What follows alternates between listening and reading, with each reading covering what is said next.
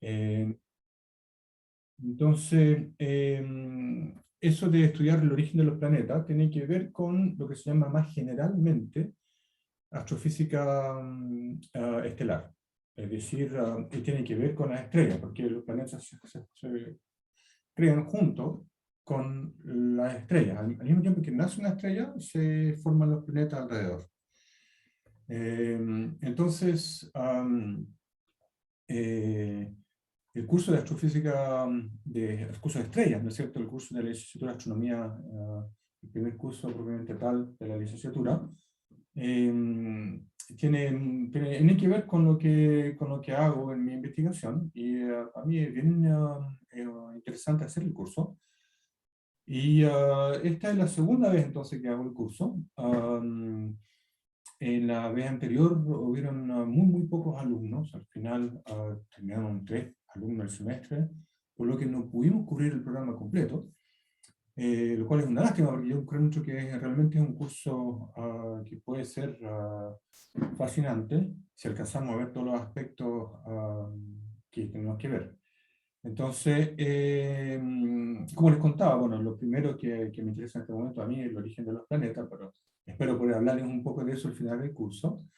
Pero antes de pasar a ese tema de investigación, trabajaba en evolución estelar y restos estelares, en especial en el fenómeno de nebulosa planetaria, que es lo que ocurre cuando estrellas de masas como la del Sol terminan su vida y generan entonces una gigante roja que después se dispersa en el medio interestelar. Entonces eso también tiene que ver con astrofísica estelar, excepto que está al otro lado del espectro de la evolución estelar, no tiene que ver con la formación de la estrella, sino que tiene que ver con la muerte de la estrella. Pero ese tema de los restos estelares sí o sí lo tenemos que ver, es uno de los capítulos del curso. Entonces, ahora voy a compartir pantalla para mostrarles los contenidos del curso. Entonces, share screen.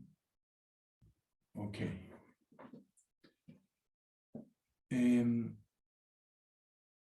Bien, entonces esto es lo que quisiera alcanzar a pasar en el semestre. Vamos a partir entonces con el tópico de transfer radiativo, que es un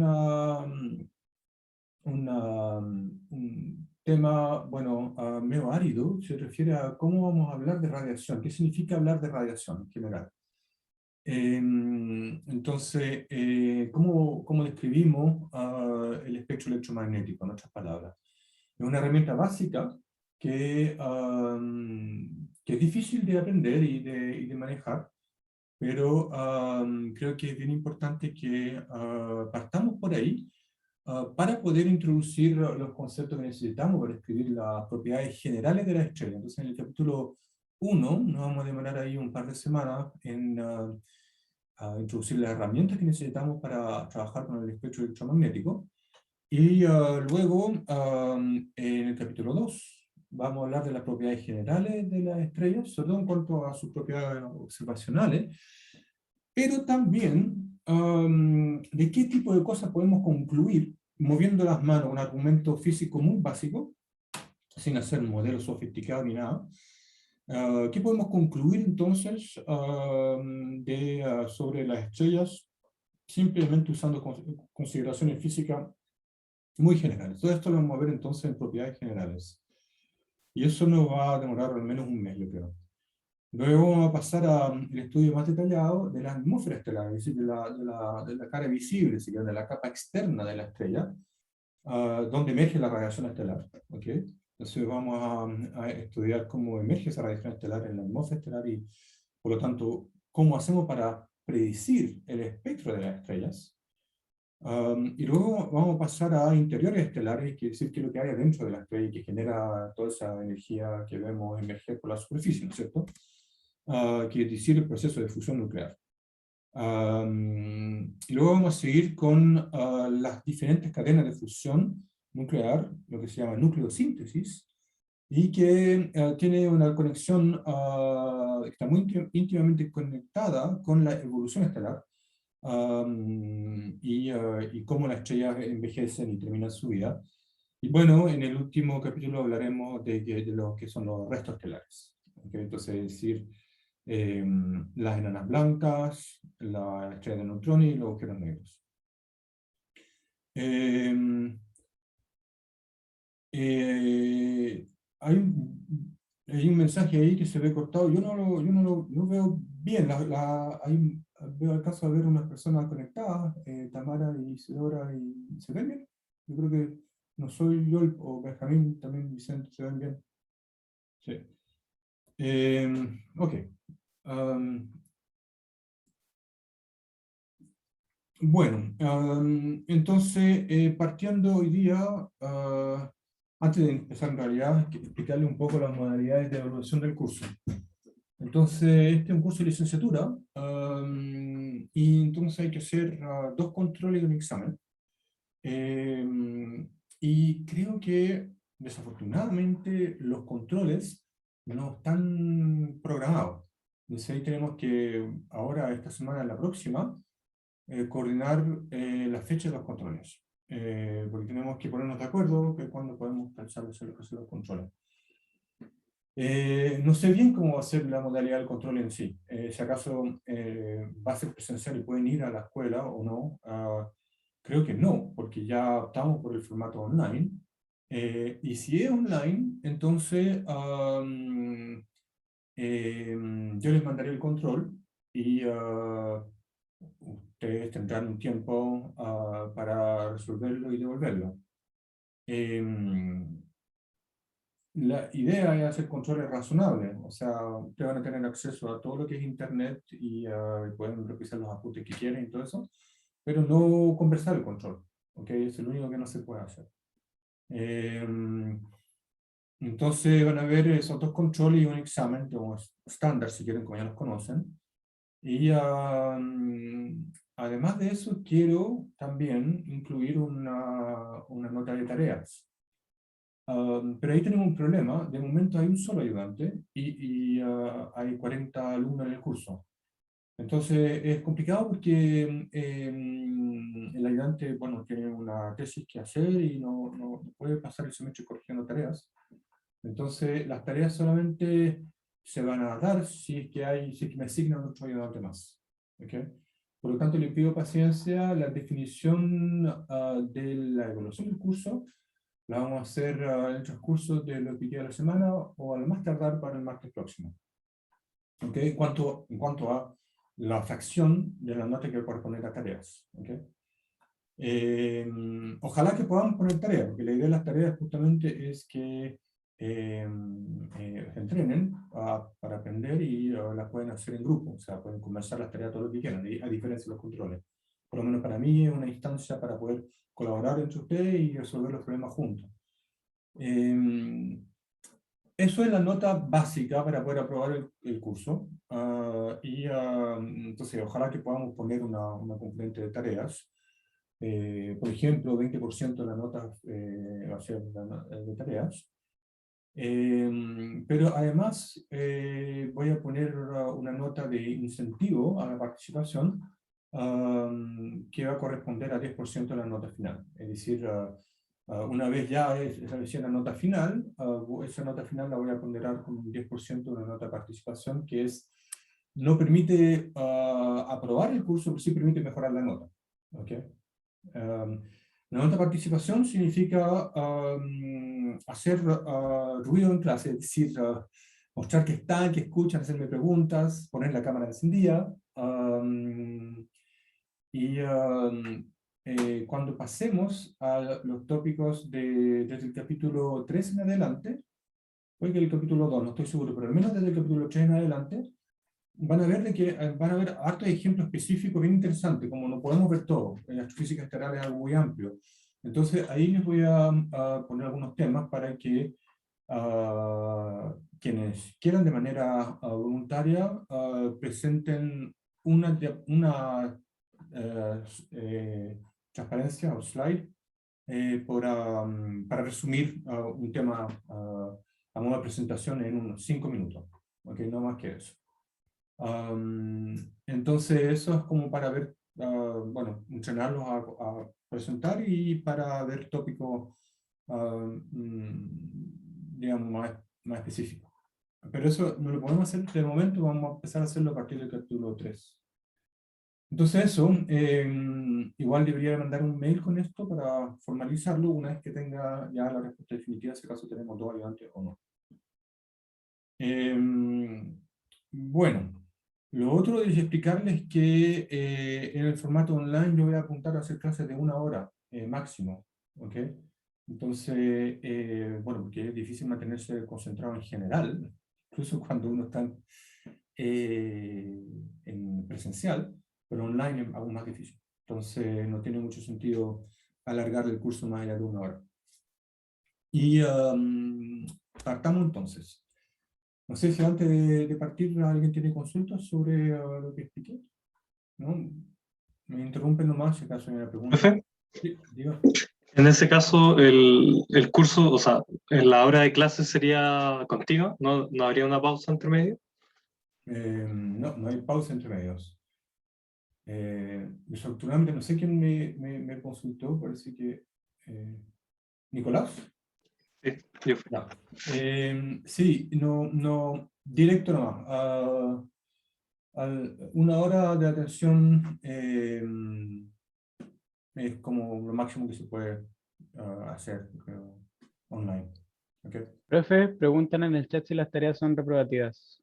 Sí, pero si es que ponemos tareas, digamos, serían, es decir, que reprobativo es un poco duro la palabra, pero se refiere a que hay que aprobarlas independientemente. ¿No es cierto? Sí, sí. Sí. Sí, hay que Hola, aprobarlas. profe.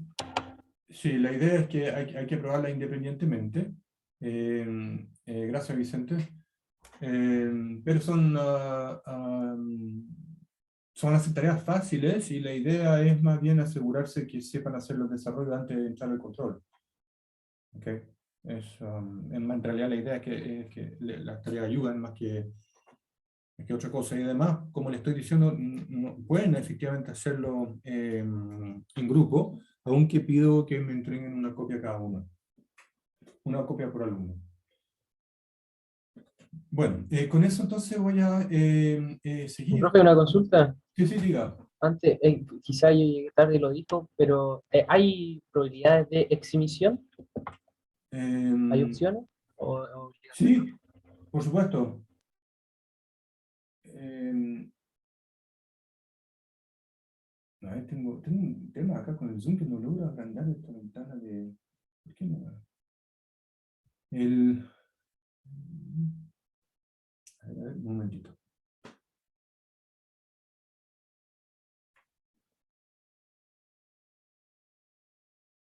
Eh, ahí lo ¿quién me consultaba? yo, profe? ¿Vicente? No, No, Mauricio. Mauricio. Ok. Sí, la exhibición es por reglamento, Mauricio, en los cursos de licenciatura. Ah, ya. O sea, lo preguntaba porque en un curso igual de, o sea, no de astronomía, sino de física, no había exhibición. Entonces, igual ahí, por si las moscas. Pero gracias. Ya sé. Ok, bueno, la idea es que les vaya... Profe, ¿Sí? ¿con qué nota sería la exhibición? A eso es difícil decir desde ya, pero me parece que la nota mínima es, creo que 5,4 la de reglamento, o 5,5, algo así. Yo suelo bajarla a 5, depende un poco de la circunstancia. Pero imagínense, estamos en formato online, digamos, ya hacer el examen y controles online es algo que no tiene mucho sentido. Eh, digamos, se puede poner a prueba la ética de los estudiantes 1 vez, 2 veces, 3 veces, ya yo creo que es arriesgarse, sobre todo cuando uno está en la encrucijada de un examen. Entonces, yo creo que ya con 2 controles estaríamos bastante bien. Pero en general, digamos, la idea es que les vaya bien en el ramo y el ramo es difícil, o sea, digamos, son conceptos nuevos, van a ver. Mi idea acá es enseñarle astrofísica estelar de verdad, no digamos, decir, a nivel de pregrado, por supuesto, pero con las herramientas que van a necesitar después en cualquier aplicación. Entonces, cualquier aplicación en astrofísica, estoy diciendo. Y por lo tanto, la cátedra va a ser difícil, pero mi meta es que las evaluaciones sean totalmente asibles para ustedes de acuerdo a las tareas que les voy a dar. ¿Okay? Entonces, eso, pues yo espero que les vaya bien. Y la fórmula para que les vaya bien es simplemente asistir a clase, asegurarse de participar. Y si es que lo logro, preparar las clases, o sea, si es que logro preparar las clases con suficiente anticipación, ustedes tendrían la oportunidad de preparar las clases antes de venir. Yo creo que eso sería lo mejor que pueden hacer para interiorizar bien la materia que vamos a ver. Entonces, con eso vamos a partir ahora. Voy a volver a compartir pantalla. Bien, entonces, a ver.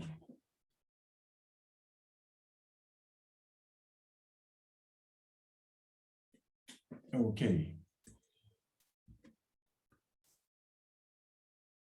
Ya, entonces vamos a partir con la trance radiativo, que es lo que vamos a usar para poder describir la propagación de ondas electromagnéticas y cómo interactúa con la materia. ¿Okay? Entonces esto es súper importante porque, bueno, astronomía a la base es el estudio de la radiación electromagnética que nos llega a la estrella. Y si uno lo piensa, es bastante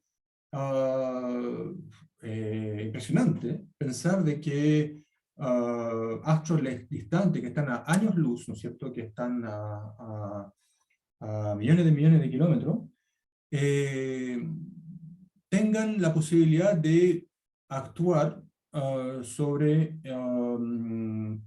cargas a tan gran distancia, ¿no es cierto? O sea, porque, ¿por qué vemos las estrellas o radiación que proveniente del universo? Porque esa radiación es capaz de excitar los detectores que usamos para observarla, que puede ser el ojo o los detectores de una cámara, o bien el receptor de una antena. Pero esa radiación genera campos eléctricos suficientemente fuertes para poder excitar los detectores acá en la Tierra. ¿Okay? Entonces, es como lo que uno podría considerar así como acción a distancia. ¿No es cierto? Cuando yo quiero influenciar algo que está lejos, cuando yo uso, por ejemplo, un palo, ¿no es cierto? O lanzo una piedra, algo así, digamos, ¿no? Para poder hacer un impacto, a tener influenciar algún sujeto a una distancia dada. Pero para poder realmente hacer una acción a muy gran distancia, ¿no es cierto?, a través de años luz de distancia, tenemos que pensar en otro mecanismo que puede ser, por ejemplo, la radiación electromagnética, que es una forma en que el campo electromagnético ejerce fuerza de distancia con una fuerza que decae como 1 partido por R. No sé si ustedes conocen la fuerza colombiana, que es 1 partido por R cuadrado, pero en radiación la fuerza en cuestión va como 1 partido por R. ¿Okay?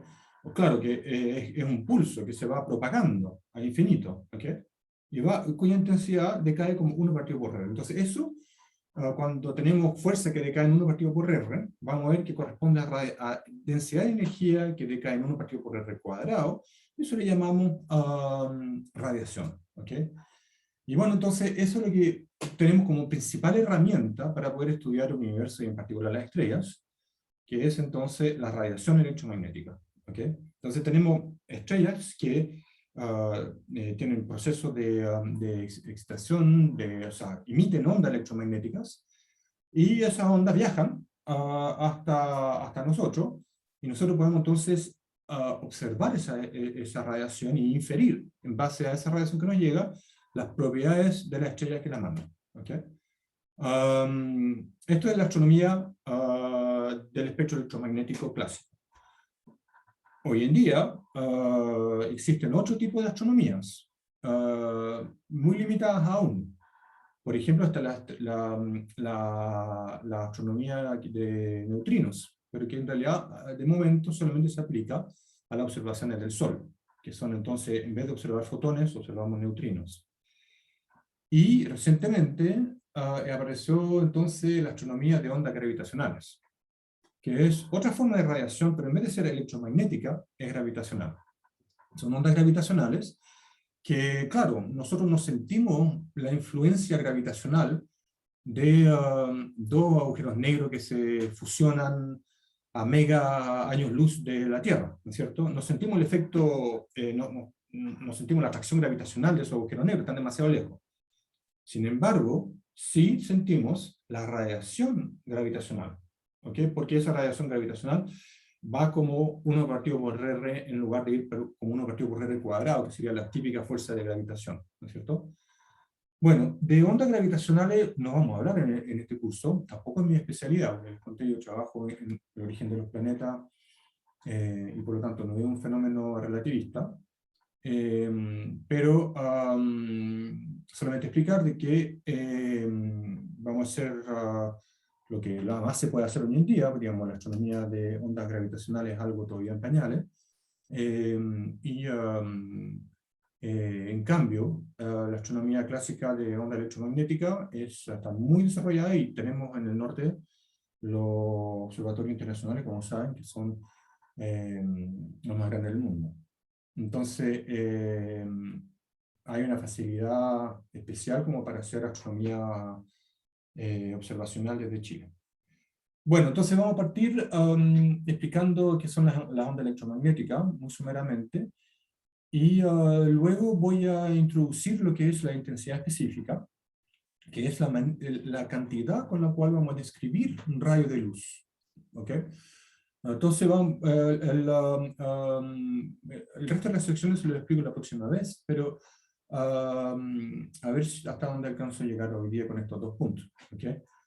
Entonces, en ondas electromagnéticas, yo creo que es un tema que probablemente ya han escuchado hablar, o sea, al menos en el curso de electromagnetismo, se termina el curso con ondas electromagnéticas, y debieran haber visto estos temas, bueno, no siempre se alcanza, pero yo los voy a resumir aquí. Entonces, claro, partimos con las ecuaciones de Maxwell, y son 4. La ley de Gauss, que nos da la divergencia del campo eléctrico en función de la densidad de carga ρ, la ausencia de monopolos magnéticos, la divergencia de B, ¿no es cierto? Que deben ser 0, porque no existen las cargas magnéticas, ¿okay? La ley de Faraday, la ley de inducción de Faraday, y la ley de Ampère-Maxwell, con la corriente de desplazamiento que puso Maxwell para unificar esas ecuaciones. Entonces, acá vemos que hay bueno, hay que saber aquí que el vector D es el vector de desplazamiento eléctrico, que para medio lineal es proporcional al campo eléctrico, y B, a su vez, es proporcional al campo H. Típicamente, este es el campo de inducción magnética y el H es el campo magnético, pero eso es un tema bueno, vocabulario que cambia de libro en libro. A propósito de libros, se me olvidó mencionar eso. Hay una serie de libros clásicos. Voy a subir unos enlaces para que ustedes bajen los libros. Y en este curso tengo ganas de innovar y usar el libro más reciente que pude encontrar de astrofísica estelar. Es el libro de Francis Leblanc, un canadiense, que tiene la gracia de que fue la última edición del 2011. Entonces, 10 años viejo, para súper reciente. Es súper difícil encontrar libros nuevos de astrofísica estelar porque es una teoría muy completa.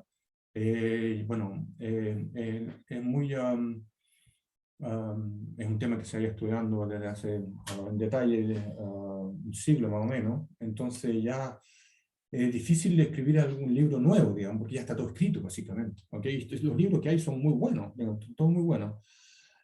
Han habido cambios. Por ejemplo, había una contradicción entre los modelos de interiores estelares aplicados al Sol. Había una diferencia entre la heliosismología, a ver si les alcanzo a explicar bien lo que es la heliosismología, y observaciones de neutrinos solares, pero eso ya fue unificado, sería como lo máximo de desarrollo que hubo en los últimos 10 años, desde que se han escrito los últimos libros. Y las preguntas abiertas en astrofísica estelar están más bien del lado de la formación estelar, el origen de los planetas, y del lado de los restos estelares, ¿no es cierto?, de los restos degenerados, ¿no?, de las estrellas de neutrones, el agujero negro, etc. Entonces los extremos, ¿no?, de la evolución estelar son los que están todavía son temas de investigaciones candentes, pero lo que hay entre medio, que es lo que nos va a interesar en el grueso del curso, está más o menos resuelto, pero hay que comprenderlo y saber a dónde viene, ¿cierto? Ok, entonces eso por los libros, volviendo entonces al tema de las ecuaciones de onda, o sea, de la onda electromagnética, recordarle entonces que el campo electromagnético está descrito por las ecuaciones de Maxwell, y es interesante notar acá una retroalimentación. Si se fijan entre las ecuaciones 3 y 4, tenemos que una variación en el campo magnético, si esta derivada del campo magnético no es cero, eso va a generar un campo eléctrico. Entonces yo integraría este rotor, que son al final de puras derivadas de primer orden, ¿no es cierto? Entonces uno puede integrar esto de acá y obtener el campo eléctrico. Y si yo genero una variación en el campo B, tengo un E, ¿ok? Y ese E, a su vez, puede variar y generar un B.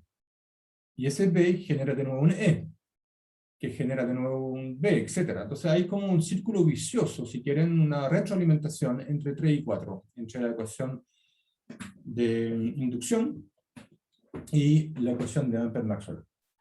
Entonces, esa retroalimentación es la que da lugar a la ecuación de ondas. Uno maneja las ecuaciones de Maxwell para llegar a la ecuación de ondas, esto es la ecuación de ondas para el campo eléctrico magnético en toda su expresión. O sea, esto es lo más horrible que puede llegar a ser. Y nosotros, por supuesto, lo vamos a poner en el vacío, entonces, sin carga eléctrica ρ y sin densidad de corriente J. ¿Okay? Entonces, todo lo que está en el lado derecho va a ser cero, y por lo tanto vemos que el campo E y B satisfacen la ecuación de onda. ¿Okay? Otra consecuencia de las ecuaciones de Maxwell es el teorema de Poynting, o sea, la conservación de la energía radiativa. Entonces, esto sale directo de la ecuación de Maxwell, no es el tema del curso desarrollarlo, siempre esto de acá es un repaso del electromagnetismo, pero no se preocupen, yo no les voy a poner a desarrollar este teorema de Poynting ni tampoco la ecuación de onda. Solamente estoy precisando a qué nos referimos con onda electromagnética acá. ¿Okay? Entonces, la ecuación de conservación de energía radiativa dice que la derivada temporal de la densidad de energía radiativa, U, o sea, la densidad de energía radiativa está almacenada en los campos, es esencialmente el módulo del campo eléctrico al cuadrado más el módulo del campo magnético al cuadrado. E y B entonces almacenan energía electromagnética, y entonces una variación en la densidad de energía electromagnética está relacionada con el transporte de esa energía a través de este vector que se llama el vector de Poynting. Entonces, bueno, esto de acá no es inmediatamente, no es tan obvio verlo de una, entonces déjenme explicar un poquito acá. Uno, típicamente lo que hace para explicar esta ecuación es que imagina un volumen ¿ok? Entonces tengo acá un volumen V, y integro la ecuación Z en ese volumen V. ¿Ok? Entonces tengo la integral en dV de du de t más la divergencia de S es igual a... Entonces, de momento vamos a poner que no hay J, o sea, va a ser 0. O sea, vamos a decir que estamos en el vacío, no hay cargas. ¿Ok? Entonces acá esto en el vacío. Entonces, integramos todo esto. ¿Ok? Entonces, el primer término, ustedes pueden ver de que esto es una deriva parcial, esta integración es en la posición, por lo tanto, del cálculo en varias variables yo puedo sacar esto de aquí de la integración, voy a tener este término integral en todo el volumen de esa densidad de energía, más la integral en todo el volumen de la divergencia de ese vector S. Entonces, esta cantidad de acá, la integral en todo el volumen de U, es la energía total adentro de ese volumen. Y como esa energía total no depende de la posición, porque yo ya integré en posiciones, solamente depende del tiempo. ¿Ok? Entonces, eso sería la deriva parcial o la deriva total. Es lo mismo, lo represento con un puntito acá, en este caso. ¿Ok? Y eso entonces es igual a menos la integral de área.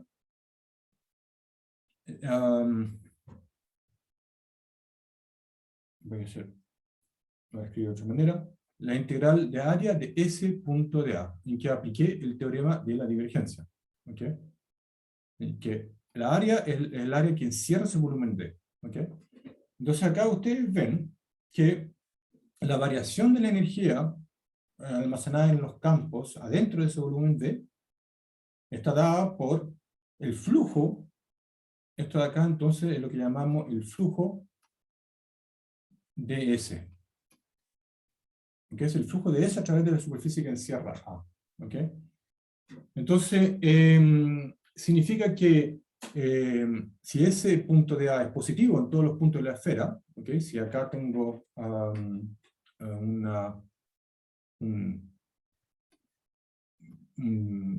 vector de Poynting que es positivo, que solamente apunta hacia afuera, ustedes se imaginan entonces de que esta integral va a ser positiva y por lo tanto disminuye la cantidad de energía dentro de la esfera, o sea, el volumen.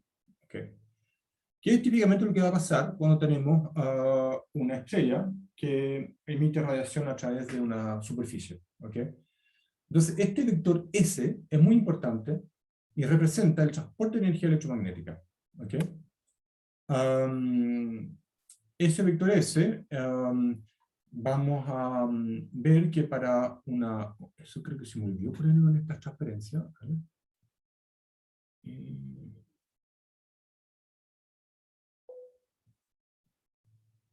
A ver, esto. Ok.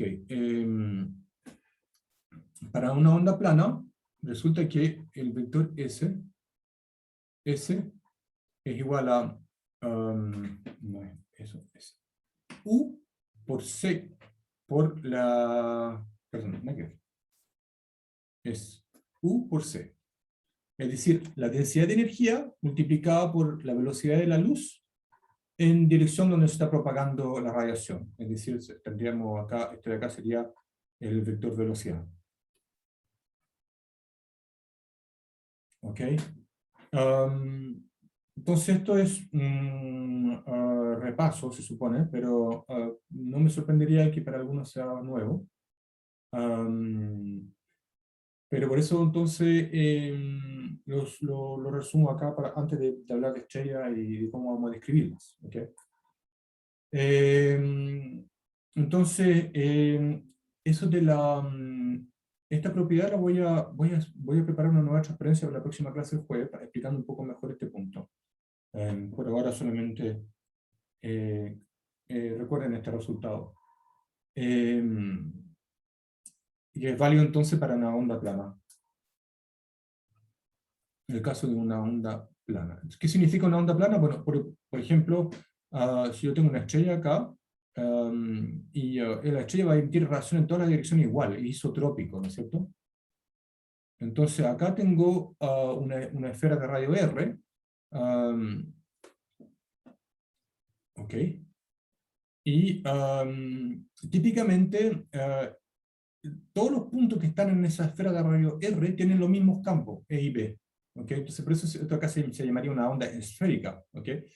Pero cuando R va a infinito, cuando R es mucho más grande, ¿okay? Entonces uno se puede imaginar de que localmente cerca de un punto, o sea, cerca de la vecindad de un punto, no en toda la esfera de radio de R, en esta vecindad, ¿okay? Ahí tengo que los puntos equifase, que se llama, que tienen los mismos campos electromagnéticos, en un instante dado forman planos y no esferas. O sea, son todas esferas en realidad, pero cerquita de un punto dado se ven como planos. Entonces, para una onda plana, es válido que esa es la densidad de energía multiplicada por C. ¿Okay? Entonces, ¿por qué eso es un flujo? Bueno, porque si se acuerdan, el típico ejemplo que vemos en termodinámica o en física estadística, tenemos acá un elemento de área delta A, ¿no es cierto? Este elemento de acá. Y estoy observando pelotitas, ¿okay? Que chocan, que viajan hacia A, todos con la misma velocidad. ¿Okay? Y les pregunto, ¿cuántas pelotas chocan con ese elemento de área por unidad de tiempo? ¿Okay? Entonces, ¿cuántas pelotas chocan con ese elemento por unidad de tiempo? Y el típico argumento que uno hace es decir, bueno, voy a contar cuántas pelotitas hay en un volumen cuya altura es delta T por V, en que sería, entonces, V sería la velocidad de las partículas. ¿Okay? Todas se mueven con la misma velocidad v. Este es el vector velocidad. Entonces,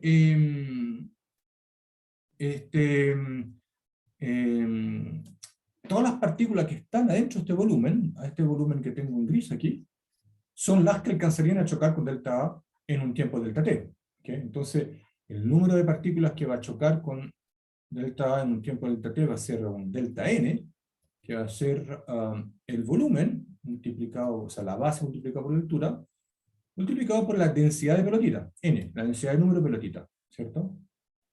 Por lo tanto, el flujo, es decir, el número de partículas que chocan delta A por unidad de tiempo, cuando divido por delta T, y por unidad de área, por delta A, simplemente es N por V.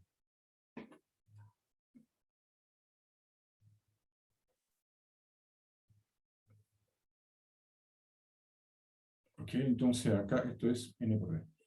Entonces ustedes ven de que cuando tengo el producto de una densidad de número por una velocidad, tengo un flujo de número de partículas que cruzan esa área. Entonces, volviendo al vector de Poynting, esta expresión yo le reconozco que es un flujo de energía, porque tengo una densidad de energía y una velocidad, que es muy parecido a este flujo que sería densidad de número de partículas por velocidad. O sea, esto sería el flujo del número de partículas por este elemento de área, y esto de acá sería el flujo de la energía radiativa por unidad de área. Bueno, entonces voy a tratar de agregar una transparencia sobre ese punto para la próxima clase. Y antes de seguir, entonces vamos a hablar de la descomposición espectral. Entonces, cuando no estamos en vacío, ¿okay? Típicamente nosotros vamos a trabajar en vacío, no vamos a ver el transporte de radiación y no exactamente las fuentes, o sea, vamos a describir las fuentes, pero no vamos a ver el mecanismo en detalle. Entonces, cuando trabajamos con una señal, típicamente, cualquier señal, acá tengo el campo eléctrico en un punto X del espacio en un tiempo t, ¿ok? Es común describir esta señal en términos de su transformada de Fourier. ¿Okay? Entonces, yo describo esta señal en función de una superposición de exponenciales oscilatorias en que este W que está arriba es la misma frecuencia. Es un omega, en realidad. Ok, entonces yo descompongo, esto de acá es el teorema de Fourier, yo esta señal la relaciono entonces con su espectro en el espacio-frecuencia. ¿Okay? Y para cada una de estas componentes monocromáticas, con componentes espectrales, yo puedo aplicar la ecuación de ondas, y entonces la parte temporal me va a sacar 2 omega cuadrado de arriba, y me va a dar simplemente unas versiones de las ecuaciones de Helmholtz, que tengo acá en la ecuación 11, aplicada a cada una de las componentes del campo I y B. ¿Okay?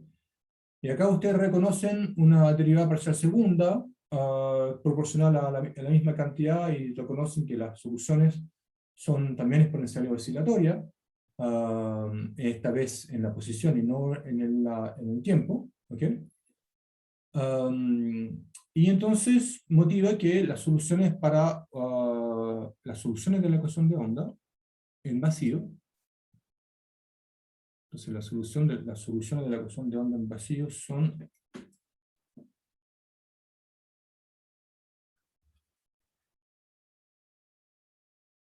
en vacío se puede escribir entonces como E por xt es proporcional a una exponencial de I por kx, lo tengo con más acá, más menos y kx menos omega t, o más omega t. Lo puse con más, así que voy a preservar eso.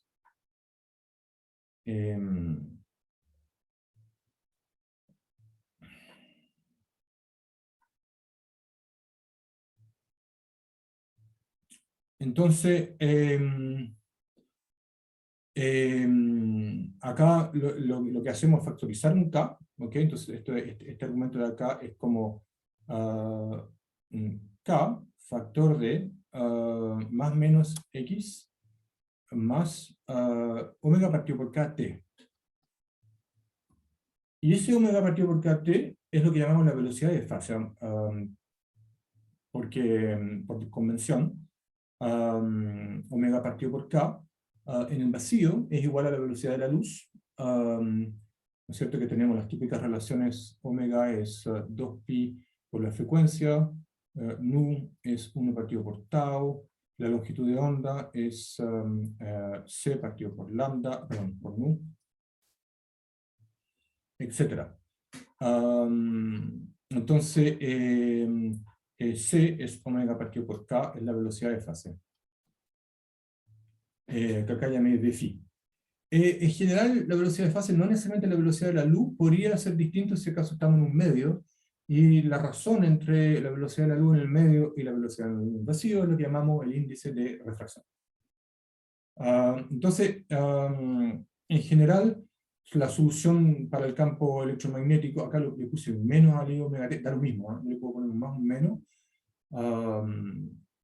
El más o el menos es redundante porque acá yo pasé la notación compleja, pero las señales son reales, por lo tanto, el complejo conjugado de este espectro es el mismo que, o sea, es hermítico, quiere decir que el complejo conjugado es menos la parte, o sea, el complejo conjugado arroja un menos, es lo que quiero decir.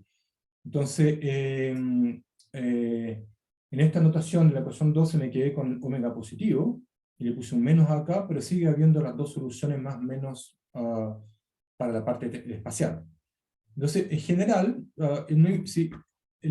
esto de acá es un repaso, y si acaso no me entienden o estoy yendo muy rápido, realmente no es muy crucial para lo que viene, solamente que necesito que ustedes sepan esto, omega 2pi nu es 1 partido por tau, lambda c partido por nu, todas esas propiedades de las ondas monocromáticas. Eso sí que necesito que sepan, y que recuerden que las señales, cada una de las componentes de I y B, se escriben como superposición continua de ondas monocromáticas. Entonces, cada una, esto es el espectro, y cada una de esas componentes E, kx menos omega t, es una componente monocromática. Entonces, yo puedo volver a escribir esa misma ecuación factorizando el K, que es un poco lo que hice acá en mi cuaderno. Y en esta forma uno reconoce la solución de D'Alembert de las ondas, que de nuevo, si no lo han visto todavía tampoco es tan terrible, pero es muy simple. Uno ve acá que, miren, fíjense que cualquier, es decir, acá ustedes pueden ver de que esto de acá es una integral complicada, con un espectro y todo, pero al final, la dependencia espacial y temporal está acá nomás. Entonces todo este chorizo, yo lo puedo escribir como una función así, como un f de algún vector n, que no sé por qué le puse un vector, acá no un vector unitario, n.x menos b phi t, que sería este de acá, y el otro le puse como un más, porque factoricé un menos para afuera. O sea, podría haber puesto menos menos. Es decir, es la otra solución. Aquí, la primera es el más kx menos omega t, y la segunda es menos kx menos omega t. Pero en vez de poner menos menos, factoricé el menos, le llamé g acá. Entonces, fíjense en esta expresión de acá. Por ejemplo, imaginemos que el n apunta al eje x. ¿Okay? Entonces, si n es paralelo a x, es paralelo al eje X, entonces tenemos esta situación, tenemos un sistema de referencia S, llamémosle el sistema laboratorio, con XY, ¿okay? Y yo podría pasar a otro sistema de referencia, S',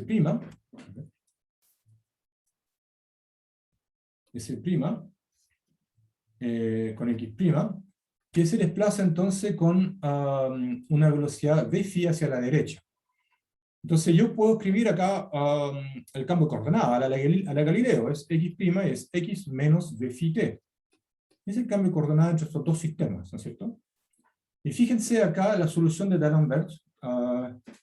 En la solución de D'Alembert entonces tengo que f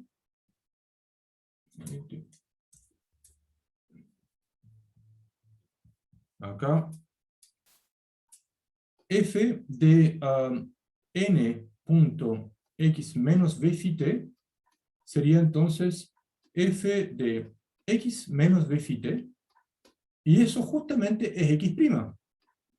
¿Qué significa eso? Significa que la onda electromagnética, por muy complicado que sea su espectro, por muy difícil que sea sacar la integral, y por muy cachudo que estemos con la exponencial oscilante en notación de Euler, al fin y al cabo, todo esto de acá es una pura función de ese argumento, de lo que escribí acá, el argumento, que es x menos b phi t. Y ese x menos b phi t no es nada más que x', que sería la coordenada x en un sistema de referencia que se está desplazando hacia la derecha con esa velocidad v. Entonces, si yo cambio de sistema de referencia, este es el sistema de laboratorio, el del telescopio si quieren, yo cambio a otro sistema de referencia que se mueve con la velocidad de fase relativa al del laboratorio. En ese sistema, la onda se ve quieta, no tiene dependencia temporal. Solamente depende de la posición en ese sistema de referencia de traslación. ¿Ok? Entonces, por eso decimos que esta de acá es una onda que viaja hacia la derecha. Y ustedes se imaginan que si yo cambio el signo de b phi, esto de acá va a ser una onda que viaja hacia la izquierda. ¿Ok? Entonces, por eso hablamos de ondas con esa velocidad, porque si me cambia un sistema que se propaga, que se desplaza con esa misma velocidad, veo que la señal está quieta, que no depende del tiempo. O sea, veo la ola propagarse con velocidad constante. Y bueno, recordar de que las ondas electromagnéticas son ondas transversas, que es decir, de que forman un triedro así. Tengo que el campo, a ver si ya, así. El campo eléctrico, o sea, este sería el campo magnético, el campo eléctrico, y esto de aquí sería entonces la dirección de propagación, N. Ok, entonces, E y B son transversas a la dirección de propagación, pero esas son propiedades que no nos importan para el resto del curso. Es una propiedad importante de la onda electromagnética, sin embargo. Ok, entonces finalmente cuando yo me propago, si estudio acá, por ejemplo, polarización lineal, en que el campo magnético siempre se mueve en la misma dirección, entonces el campo magnético describiría una onda igual como siempre la hemos conocido, en que esto de acá es una función trigonométrica, ¿okay? Entonces esto sería el campo magnético en función de la posición, si es que la onda se está desplazando hacia la izquierda en este cuadro.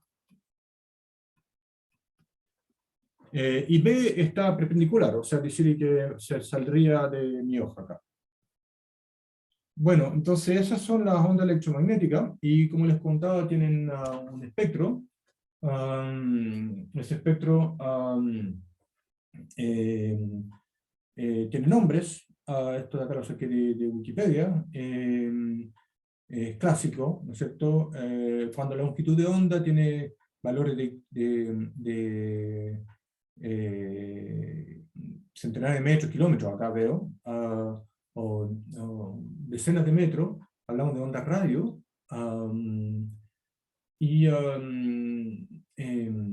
Entonces, estoy acá en por ejemplo, la onda radio AM, creo. Luego, cuando acortamos un poquito la longitud de onda, llegamos a las ondas decamétricas de 10 metros, o sea, cuando lambda es 10 metros, eso, ahí empieza la astronomía. Tenemos, cuando tenemos lambda de 10 metros, se llama astronomía decamétrica. Y esto es el futuro.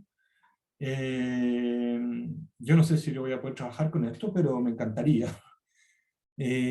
Van a ver de que si uno quiere observar objetos fríos y grandes, como del tamaño de rocas grandes, como las rocas que construyen los planetas,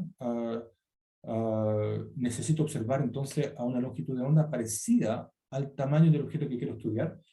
Y entonces esta astronomía diacrométrica va a tener mucho desarrollo cuando se termine la construcción del Square Kilometer Array. Esto de acá es el Square Kilometer Array.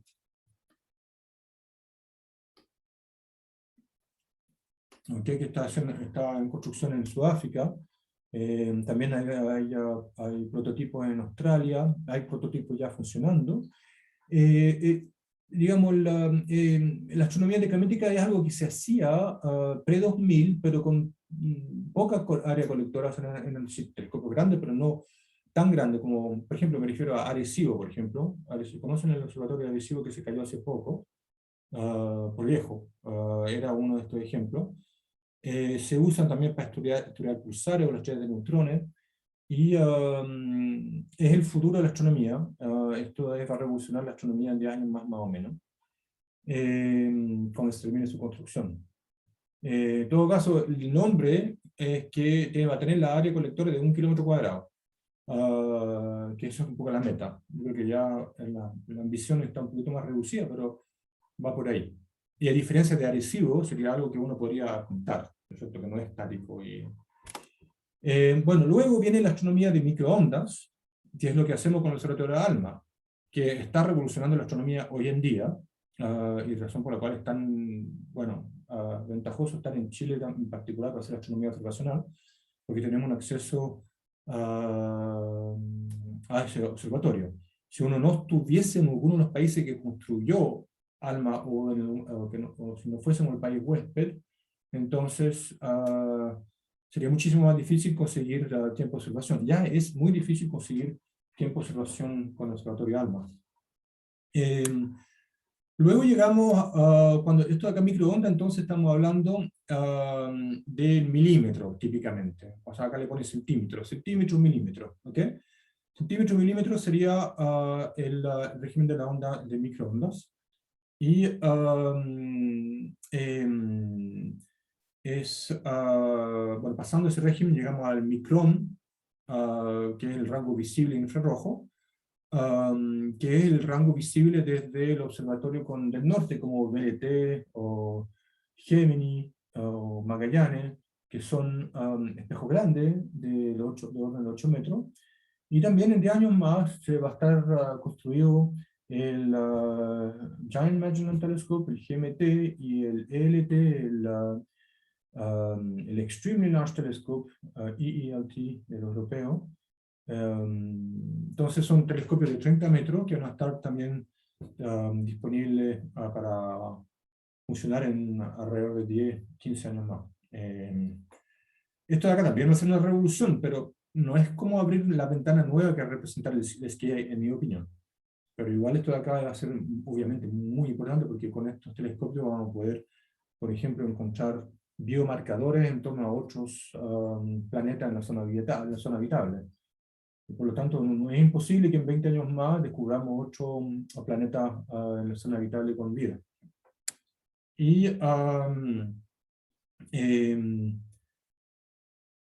siguiendo el régimen del espectro electromagnético, llegamos entonces al ultravioleta, que bueno, no es visible desde la Tierra. Acá dice que no es visible desde la Tierra, pero uno puede desde Yasnantor, por eso ahora no están en Yasnantor. También se puede desde la Antártica. Antártida quería decir. La régimen ultravioleta en cambio necesita un satélite, y para eso se construyó el Hubble. Antes del Hubble estaba Copérnico. Hubble trabaja entre el visible y ultravioleta. También está satélites que observan rayos X, como Chandra, Newton, XMM, varios satélites que operan y que uno usa para poder observar fenómenos de alta energía, entonces, como por ejemplo la corona de estrellas jóvenes, tipo de cosas.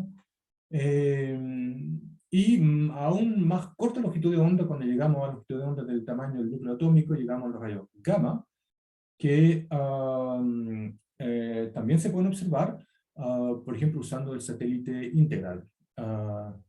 Y estos entonces son utilizados para observar decaimiento radioactivo en la galaxia, o digamos, los mismos fuentes de las ondas gravitacionales se pueden observar también en rayos gamma, se han asociado a las mismas objetos.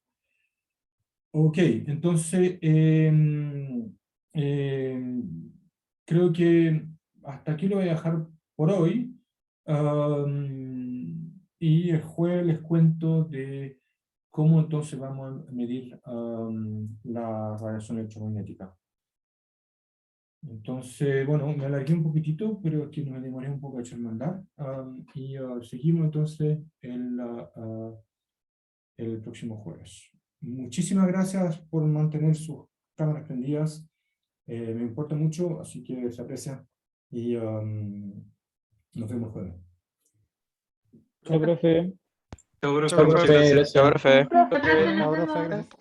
Profe. Profe, ¿se puede quedar un poquito? Ya, diga, estoy acá. Sí, es que yo soy el alumno que le habló por el tema de eso de guardar la nota, que yo ¿Ya? había dado ya este ramo el semestre pasado. ¿Ya? Y no sé qué es lo que hay que hacer ahora, si le tengo que decir al profe Edgardo que hable con usted para... Ya le contesté por mail. Ah, me contestó, sí, es que Sí. antes de ayer le había enviado un mail preguntando. No sé si antes de ayer, No sé pero si ya lo le vio. dije que sí. Sí, pero Yo yo... un copia también. ¿Cómo, profe? Le digo que ya le contesté por mail y puse el Edgardo en copia. Ah, claro, sí, es que yo le había mandado otro hace poquito que era lo que había que hacer ahora. Si preguntarle al profe como de que diera fe de la nota que obtuve o Bueno, supongo, porque ahí tiene que decir Edgardo. ya. Sí, Y eso habría que hacerlo a final de semestre, ¿cierto? Cuando estén ya saliendo las actas y sí, esas cosas. sí. Ya. Pero igual asegúrese que conteste Edgardo, porque no me contestó. Así que no sé.